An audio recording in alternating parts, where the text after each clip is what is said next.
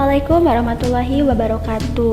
Perkenalkan, nama saya Syifa Rahmawati dari Prodi Manajemen Pendidikan Islam semester 5. Di sini saya hanya akan membahas sedikit tentang tipologi kepribadian berdasarkan nilai budaya teori Edward Springer. Pada pembahasan tipologi kepribadian berdasarkan nilai kebudayaan teori Edward Springer, di antara rumusan masalahnya yang pertama adalah biografi singkat Edward Springer, yang kedua tipologi berdasarkan nilai kebudayaan, yang ketiga pokok-pokok teori Springer, dan yang keempat unsur-unsur kepribadian. Langsung saja untuk yang pertama adalah biografi singkat Edward Springer. Biografi singkat Edward Springer. Banyak akademisi menganggap Edward Springer adalah tokoh penting dalam psikologi dan pendukung spiritualitas. Sebagai guru bicara, profesor filsafat dan pendidikan di Universitas Leipzig, Berlin, dan Tübingen adalah Edward Springer. Springer meninggal dunia di Tübingen pada tanggal 17 September tahun 1963. Ia lahir pada tanggal 27 Juni tahun 1882 di Berlin. Dia adalah seorang mahasiswa Wilhelm Dilthey dan anggota terkemuka dari gerakan psikologi berdasarkan ilmu spiritual yang membahas masalah kepribadian manusia. Selanjutnya yaitu pembahasan tentang tipologi berdasarkan nilai kebudayaan. Nah, kata tipologi sendiri adalah konsep sekelompok karakteristik objek yang mempunyai kecenderungan struktural formal. Tipologi merupakan suatu proses yang membuat suatu tipe yang mirip menggunakan penjabaran serta kategorisasi. Menurut Springer, kebudayaan ialah suatu sistem nilai karena tidak lebih dari deretan nilai-nilai budaya yang disusun atau menurut suatu struktur eksklusif. Selanjutnya yaitu pokok-pokok teori Springer. Nah, pokok-pokok pemikiran Springer tentang kepribadian manusia diantaranya yaitu yang pertama adalah dua roh yang berbeda, yang kedua yaitu bagaimana spirit subjektif dan spirit objektif saling terkait satu sama lain, yang ketiga bidang kehidupan. Nah, untuk yang pertama adalah dua roh yang berbeda, di mana terdapat dua poin diantaranya subjektif spirit dan roh objektif. Subjektif spirit atau spirit individu yaitu spirit yang ada dalam diri setiap orang. Semangat setiap orang memiliki tujuan. Memahami sistem nilai diperlukan untuk memahami tujuan, yaitu untuk mencapai atau mewujudkan nilai-nilai tertentu. Yang kedua, bagaimana spirit subjektif dan spirit objektif saling terkait satu sama lain. Di antaranya adalah hubungan antara roh subjektif dan objektif bersifat timbal balik. Lalu, dengan mengacu pada roh objektif, maka roh subjektif atau individual yang mengandung nilai-nilai yang ada pada setiap manusia dibentuk dan dibina.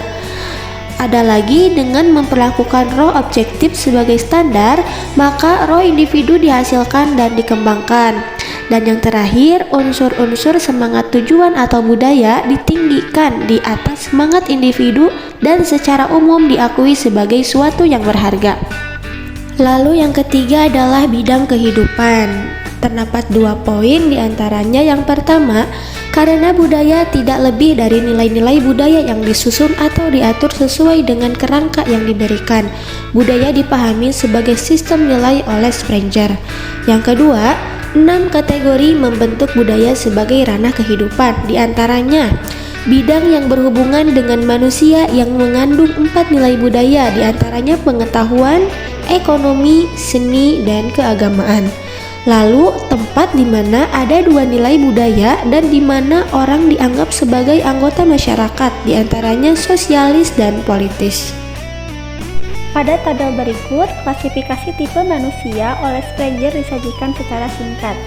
Yang pertama, nilai kebudayaan, yaitu ilmu pengetahuan. Tipenya adalah manusia teori dan tingkah laku dasarnya adalah berpikir. Yang kedua, ekonomi. Tipenya adalah manusia ekonomi dan tingkah laku dasarnya adalah bekerja. Yang ketiga kesenian, yaitu tipenya manusia estetik dan tingkah laku dasarnya adalah menghargai keindahan. Selanjutnya agama, tipenya adalah manusia religi dan tingkah laku dasar adalah memuja. Selanjutnya sosialis, tipenya adalah manusia sosialis dan tingkah laku dasarnya adalah berbakti. Dan yang terakhir politis, tipenya adalah manusia berkuasa, tingkah laku dasarnya adalah ingin berkuasa. Sekarang kita ke pembahasan manusia teori, manusia ekonomi, manusia estetik, manusia religi, manusia sosial, dan manusia berkuasa. Menurut teori, sikap setiap orang terhadap manusia lain akan berdampak pada dirinya. Di antaranya yang pertama yaitu dalam hal ini, ia tidak menghargai kekayaan dan kurang memperhatikan kesenangan hidup. Sebaliknya, dia mencari kekayaan dan bukan kekayaan materi, tetapi kekayaan pengetahuan sejati. Yang kedua, manusia teori lebih menyukai hal-hal yang diterima oleh kebanyakan orang dan bersifat objektif dalam hal seni. Dia tidak terlalu menekankan kecantikan. Yang ketiga, dalam hal agama, ia akan mengkaji persoalan secara logis. Yang keempat, masyarakat sekitar seringkali tidak terlalu memikirkannya, sering disajikan tanpa perawatan. Kalaupun bergaul, ia akan memilih bergaul dengan orang-orang yang sependapat dengannya karena tidak mau terlibat dalam politik. Sedangkan ciri-ciri manusia ekonomi dapat dicantumkan oleh fakta bahwa ia secara alami terdorong untuk mengumpulkan kekayaan, berusaha keras untuk mewujudkan tujuannya, dan menilai segala sesuatu dari segi potensi, manfaat, dan nilai ekonominya. Selanjutnya tipe manusia estetis, yaitu nilai-nilai keindahan selalu berdampak pada jiwa tipe artistik atau estetis. Mereka menganggap segala sesuatu yang memiliki nilai seni adalah yang paling berharga. Orang-orang di sini percaya bahwa hidup paling baik dijalani sebagai penonton daripada partisipan.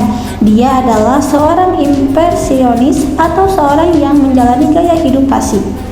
Ia juga dikreditkan sebagai seorang ekspresionis karena ia mendekati setiap masalah yang ia temui dari sudut pandang jiwa. Selain itu, orang ini menunjukkan individualisme. Jika dia religius, itu akan menghasilkan pendewasaan harmoni alam. Selanjutnya manusia religius, yaitu mereka yang mengutamakan nilai-nilai spiritual dalam hubungannya dengan Tuhan, tergolong religius. Tindakannya dimotivasi oleh keyakinan agamanya yang kuat dan penyerahan total kepada Tuhan.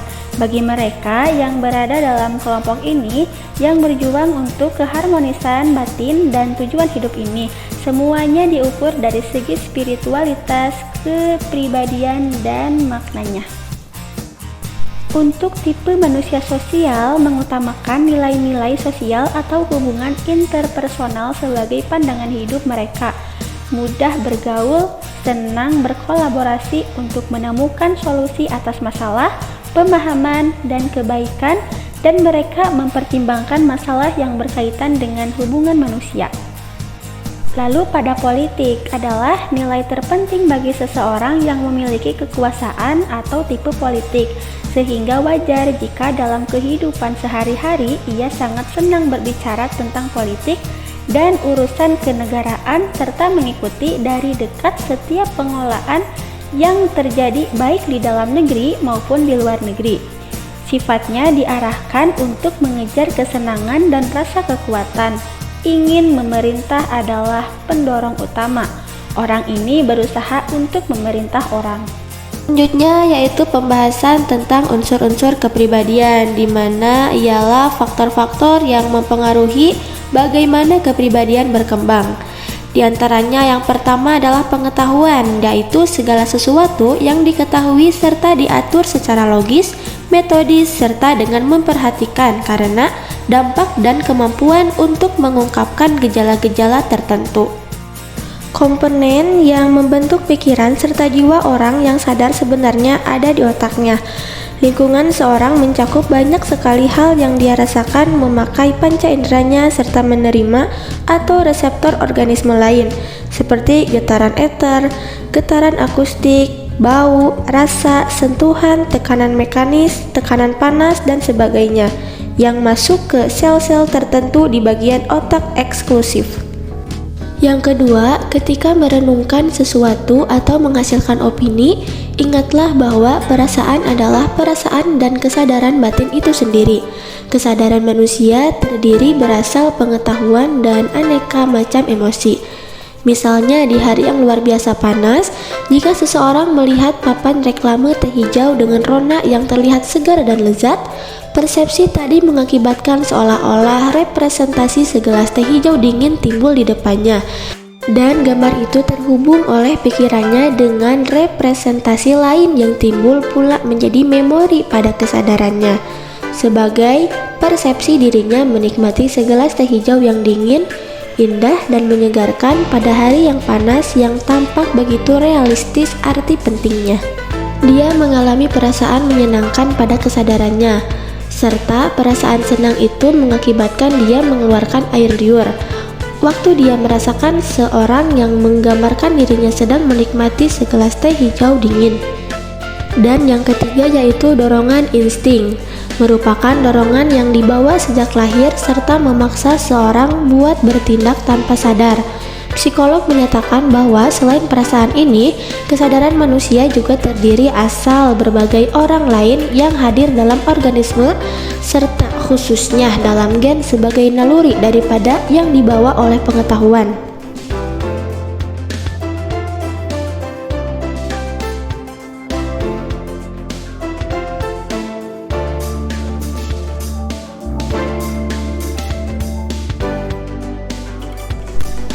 Alhamdulillah, terima kasih. Mungkin itu saja yang dapat saya sampaikan. Mudah-mudahan bisa bermanfaat untuk kita semua. Wassalamualaikum warahmatullahi wabarakatuh.